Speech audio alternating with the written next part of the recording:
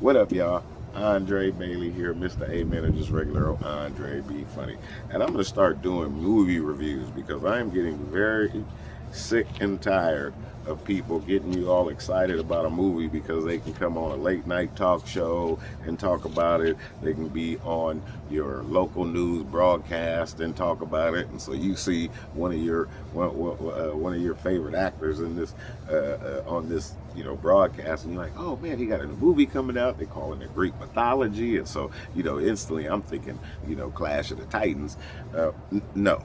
And so I do go to the movies, and then not only do I go to the movies, I go to one of these new movie theaters where the seats are so, I mean, it's very uncomfortable to try to get a kiss from your lady or try to sneak a little hand on the leg, and you know what I'm saying, especially if you didn't even know the girl, you know what I'm saying, you try to put your arm, very uncomfortable. No concession stand, can't go up there and smell the popcorn and want a bag, ask for some extra butter, see the candy and get excited about candy you ain't thought you was gonna buy, but ooh, I'm gobstopper. None of that. You get a menu. So I'm tired of spending that kind of money and not knowing that the movie is really good or really trash. So I'm gonna start doing some movie reviews. I'm not gonna be giving away any spoilers. I'm not gonna be giving away any key moments, but I am gonna tell you things that were not what they promoted. Okay, so this is a 2026 fantasy film. They were promoting Greek mythology, but it's actually fantasy, and it's based on a poem by a brother named Homer.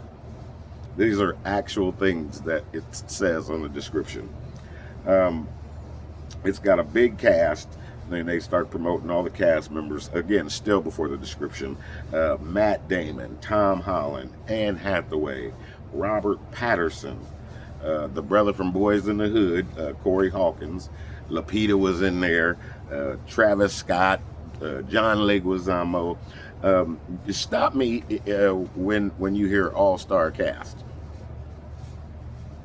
Because I mean, I don't know if y'all seen Tropic Thunder, but that was a bunch of all-star cast members. And that's just off the top of my head when you think about like real good cast members.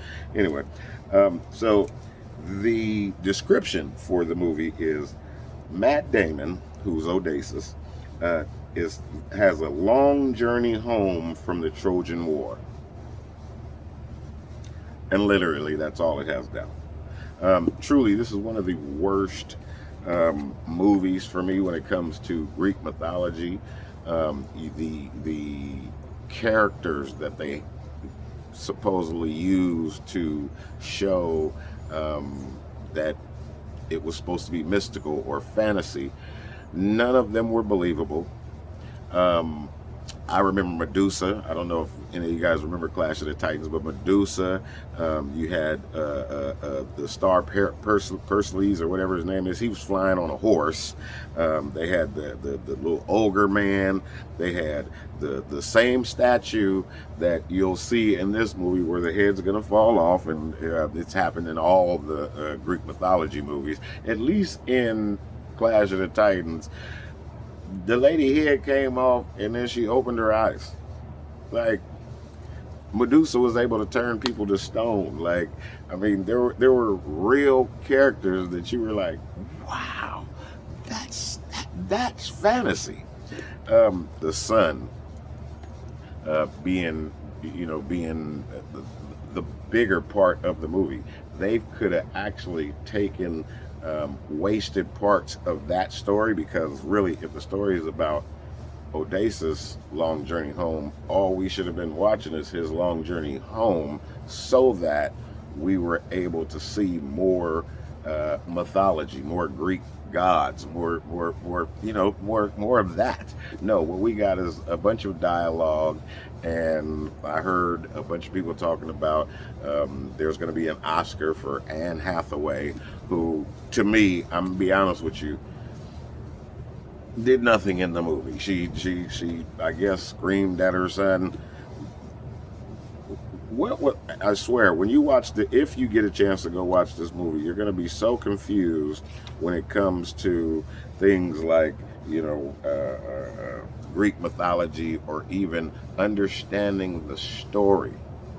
Who the heck is Homer, and where was his poem for you guys to say, I'm going to put $250 million into this production so that they can watch it. And really, all of the acclaims were mostly about how this is the first movie to use all IMAX films, 70 millimeter IMAX cameras, so that it could be shown on a huge scale. Now, yes, it was shown on a huge scale, but so was Clash of the Titans.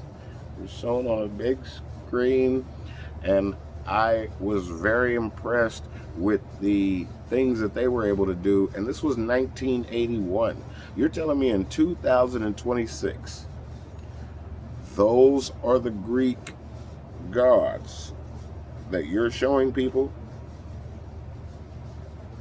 And there's very few, is what I'll tell you. There's very few things for him to really deal with on his long journey home. There were so many inconsistencies in the movie. I mean, blatant inconsistencies. So if you get a chance to watch it, please tell me what you think about my analysis of the movie. There isn't a whole lot to say. I will say that if you get a chance to watch the movie and you have a spiritual background, you may see a correlation to allowing the enemy into your heart, and what destruction can happen right away from you allowing the enemy into your heart, and then the things that it would take for you to get out of all that.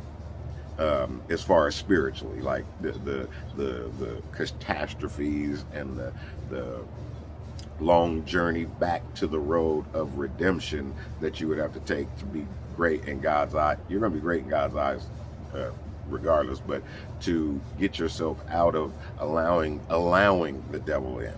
You know what I mean? So if that's what they were trying to do, if it was supposed to be if Christopher Nolan is a Christian, that's the guy that directed it, and that's the angle they were trying to go for, I can see that.